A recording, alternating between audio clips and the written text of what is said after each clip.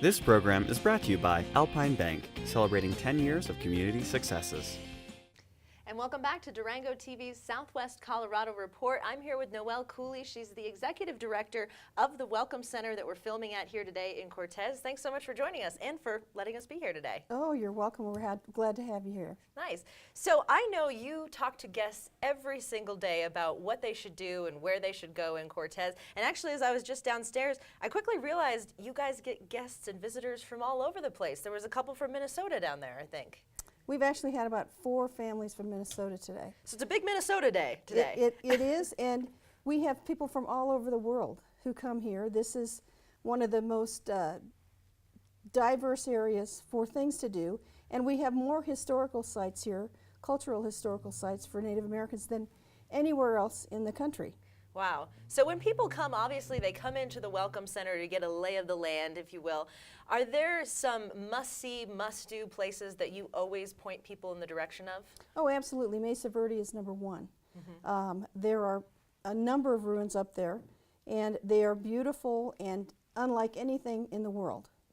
The cliff dwellings are probably the most famous cliff dwellings for the Southwest are in Mesa Verde.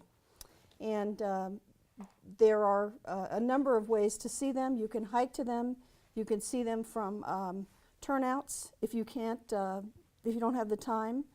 There are museums down here in the bottom of the valley here that have many examples of the cliff dwellings, as well as the artifacts that are found within them, as well as the lifestyle of the ancient Pueblans.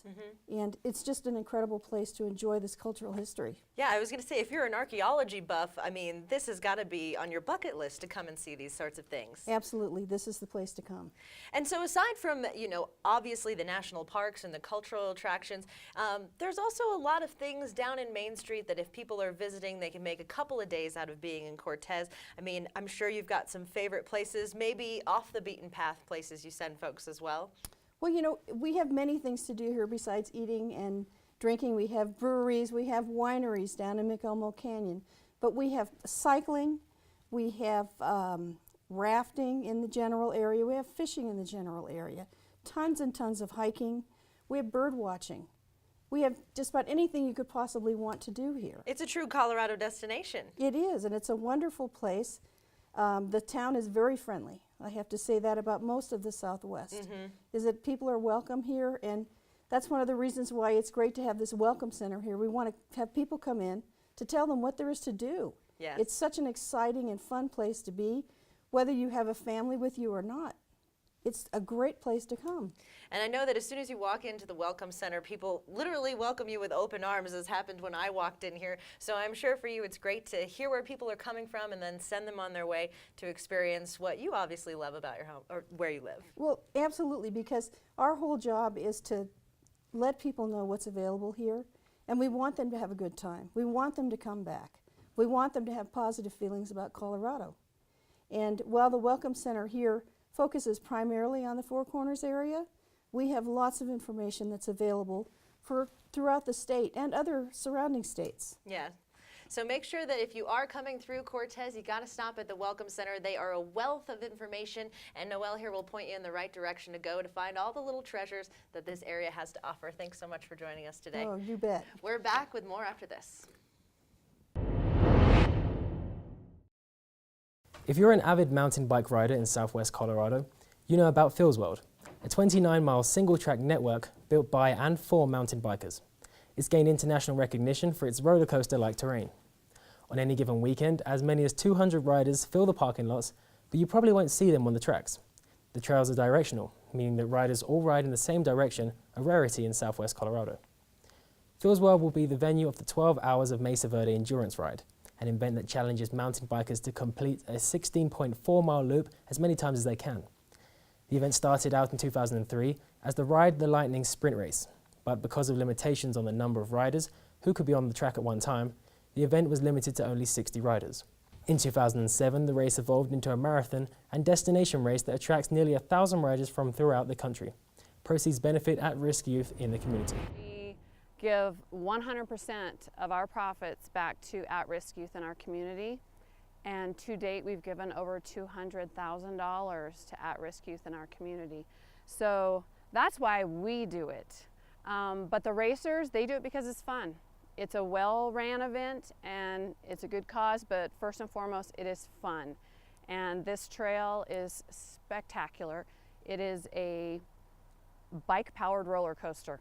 It's the best way to describe it. And it's fast and it's fun. It's a little technical and they love it. Race director Tonya Wines says the 950 entries sell out quickly, but there's plenty of other activities if you want to join the fun. The race starts at 7 a.m. on Saturday, May 9th at the Montezuma County Fairgrounds. More than 100 volunteers are needed to run the event, and there will be plenty of activities for spectators. It is really fun to come watch, and it also takes anywhere from 100 to 120 volunteers to run this event for the day. We're headquarters out of the fairgrounds. They ride under the highway, but they leave and they check back at the fairgrounds, and so it's a fun hubbub of stuff going on.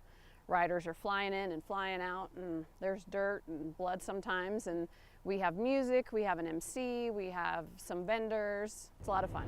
If you'd like to volunteer for the 12 Hours of Mesa Verde or just learn about the marathon, visit the race website at 12hoursofmesaverde.com. Now, Ashley, you've been out to the tracks, or you're trying to get out to the tracks soon. Yeah, Phil's World is awesome. It's some of the best single track in Southwest Colorado, so I know everyone Durango, once the snow melts, they're coming out here. That's it for this edition of the Southwest Colorado Report, brought to you by Durango TV. You can see more stories about Montezuma County in the weeks ahead on Durango News and DurangoTV.com. I'm Ashley Dixon. And I'm Jordan Alexander. Special thanks to Noelle Cooley and her staff for accommodating us here at the Colorado Visitor Center. Thanks for watching Durango TV, where we celebrate Southwest Colorado every day.